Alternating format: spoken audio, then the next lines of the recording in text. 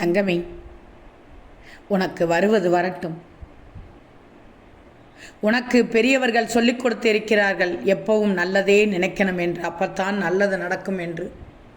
எல்லாம் மேலே இருக்கிறவன் பார்த்துப்பான், எல்லா பாரத்தையும் அவன் மேலே போடு என்று.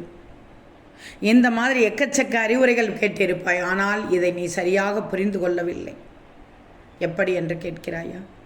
பொறுப்பை கடவுளிடம் கொடுத்து விட்டு செயலில் சொதப்பி விடுகிறாய். அப்புறம் நமக்கு மட்டும் கடவுள் கருணை காட்டுவதில்லை என்று மறுகுகிறாய். எதிர்காலத்தை உன்னால் கணிக்க முடியாது. வருவது வரட்டும். அது எப்படி வேண்டுமானாலும் இருக்கலாம். எப்படி இருக்கிறதோ அப்படியே இருக்கட்டும். ஒன்று மட்டும் நல்லா தெரிஞ்சிக்கோ, நீ அடைவதெல்லாம் கடவுள் தந்த பரிசு, நீ இழப்பதெல்லாம் மற்றவருக்கு நீ தரும் பரிசு. இதை ஞாபகத்தில் வச்சுக்கோ. எதிர்பார்ப்பை மட்டும் கொஞ்சம் குறைச்சிக்கோ. அதை குறைச்சிக்கிட்டேன்னா ஏமாற்றம் ஒன்று உனக்கு பெரிதாக தெரியவே தெரியாது. எதையுமே உன்னிடம் இருந்து தான் நீ எதிர்பார்க்கணும், மற்றவர்களிடம் இருந்து அல்ல. தெரிஞ்சிக்கோ. உனக்கு நிறைய துன்பங்கள் வந்து கொண்டிருக்கிறது, பார்த்து கொண்டு தான் இருக்கிறேன். எத்தனை துன்பங்கள் பகைவர்களால் வந்தாலும் அதை அன்பாலேயே நீ ஜெயித்து காட்டணும். அப்பத்தான் நீ என் பிள்ளை.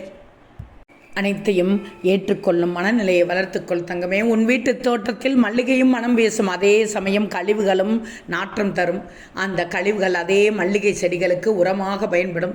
அதுபோல்தான் உன்னட்ட உள்ள நல்ல குணங்களும் தவறான பண்புகளும் இருக்கத்தான் செய்யும்.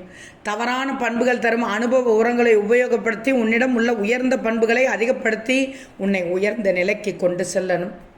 வாழ்க்கை என்பது கடவுள் உனக்கு தந்த ஒரு வாய்ப்பு. இந்த பிறவி என்பது ஒரு குறிப்பிட்ட அனுபவங்களின் மூலம் சில வளர்ச்சிகளை நீ பெற்று உன்னை உயர்த்தி கொள்வதற்காக கிடைத்த வரம். சில சமயத்தில் நீ எதிர்பார்த்த விளைவுகள் நடக்காமல் போகலாம். அதற்காக வருத்தப்பட தேவையில்லை. எது நடந்தாலும் அது கடவுளின் எண்ணப்படி நடைபெற முடியும். அவன் தருவதை ஏற்றுக்கொள்வதை தவிர வேறு வழியில்லை. நல்லதை எண்ணி நல்லதை செய்து வாய்ப்பை நன்கு பயன்படுத்தி மேன்மை அடைவதுதான் உனக்கு சிறப்பு தங்கமே. ஓம் சாய்ராம்.